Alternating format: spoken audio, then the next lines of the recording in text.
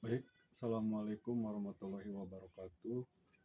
Eh, Selamat malam kepada seluruh eh, kawan-kawan yang berada dimanapun, baik itu di Indonesia maupun di luar negeri. Oke, baik. Kali ini saya akan menjelaskan tentang konsep dasar manajemen ya. Pertama ada definisi.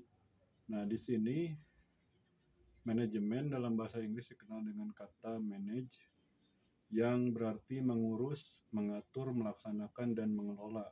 Itu menurut John M. Ecole dan Hasan Sadili ya. Sedangkan dalam Kamus Umum Bahasa Indonesia, menurut WJS Purwadaramita ya, manajemen diartikan sebagai cara mengelola suatu perusahaan besar, pengelolaan atau peraturan dilaksanakan oleh seorang manajer atau pengatur atau pemimpin berdasarkan urutan manajemen. Definisi manajemen mengalami perkembangan dari masa ke masa tergantung kebutuhan organisasi, sehingga istilah manajemen yang dikemukakan oleh para ahli sangat beragam. Definisi manajemen yang diutarakan para ahli tidak ada yang dijadikan patokan dalam pelaksanaan manajerial. Akan tetapi seorang manajer ya harus mampu melaksanakan peranannya, memilih konsep manajemen yang akan dijadikan landasan dalam organisasi pimpinannya. Nah itu ya, jadi secara definisi manajemen adalah suatu pengelolaan ataupun suatu peranan yang diperankan oleh seorang manajerial dalam memerankan suatu persoalan ataupun suatu tata kelola. Nah, baik. Jadi di dalam manajemen tentu saja ada proses ya, yang mana saya kutip dari buku Burhanuddin MAG ya, dari dasar-dasar manajemen. Pertama ada manajemen sebagai proses. Millet dan tim dosen Advent UPI mendefinisikan manajemen is a process of directing and facilitating the work of people, organization, informal group to achieve a desired goal. Millet menyatakan manajemen sebagai proses pengawasan terhadap pekerjaan yang dilaksanakan oleh staf atau bawahan secara bersama-sama dengan dilaksanakan oleh kelompoknya untuk mencapai tujuan yang diharapkan. Kerjasama tersebut sesuai dengan tugas dan bagiannya sehingga pekerjaan tidak akan tercampur. Nah, terus satu lagi menurut James A.F. Stoner dalam Hikmat ya 2009 mengatakan bahwa manajemen merupakan proses perencanaan, perorganisasian, dan penggunaan sumber daya organisasi lainnya agar tercapai tujuan organisasi yang telah ditetapkan. Nah, terus selanjutnya menurut George R. Terry mendefinisikan bahwa manajemen sebagai suatu proses khas terdiri atas tindakan-tindakan perencanaan, perorganisasian, dan pergerakan.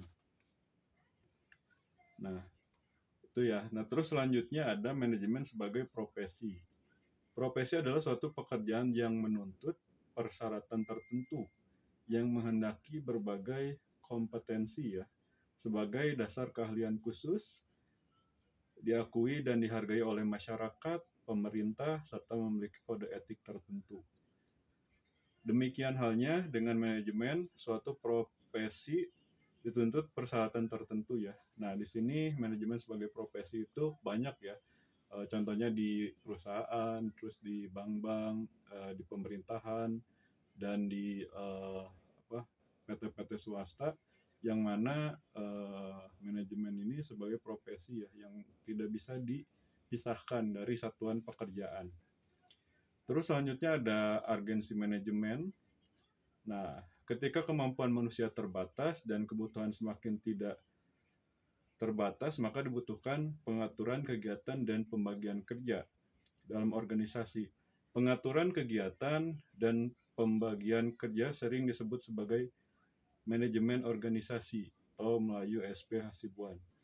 Mengemukakan bahwa beberapa alasan manajemen sangat penting, diantaranya yaitu satu ya, pekerjaan yang berat, sulit dikerjakan sendiri sehingga diperlukan pembagian kerja, tugas, dan tanggung jawab dalam penyelesaiannya. Itu yang pertama ya. Jadi tidak bisa memanage itu satu orang, jadi harus berkelompok, 2 orang atau lebih. Kedua, perusahaan akan dapat berhasil baik jika manajemen diterapkan dengan baik. Nah ini ya, yang kedua, perusahaan akan dapat berhasil apabila manajerial ditetapkan dengan baik. Yang ketiga, manajemen yang baik akan meningkatkan daya guna dan hasil guna semua potensi yang dimiliki. Nah ini ya, jadi setiap manusia itu punya sifat yang berbeda-beda dan punya keterkaitan yang berbeda-beda. Maka seorang manajer atau manajerial yang baik akan meningkatkan daya guna ya. Nah itu. Terus yang keempat, manajemen yang baik akan mengurangi pemborosan-pemborosan. Nah ini ya, tentu saja dalam pengelolaan keuangan, dalam pengelolaan teknis, tata kelola, dan lain-lain, apabila perusahaan ataupun organisasi ataupun pemerintahan tidak melaksanakan manajerial dengan baik, manajemen dengan baik, maka akan boros ya, ataupun akan cepat banyak pengeluaran. Terus yang kelima, manajemen menetapkan tujuan dan usaha mewujudkan dengan kemanfaatan 6M ya. Nah ini sudah kita ketahui ya, ada strategi dalam manajemen itu ada 6M ya. Pertama ada man, manusia. Kedua ada money, uang. Ketiga ada method atau metode. Keempat ada material atau bahan baku. Yang kelima ada mesin atau mesin. Dan yang keenam ada market atau pasar ya, dalam proses manajemen. Nah tentu saja dalam prinsip teori manajemen tidak luput dari keenam poin tersebut.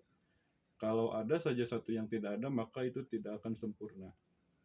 Terus yang keenam, manajemen diperlukan untuk kemajuan dan pertumbuhan.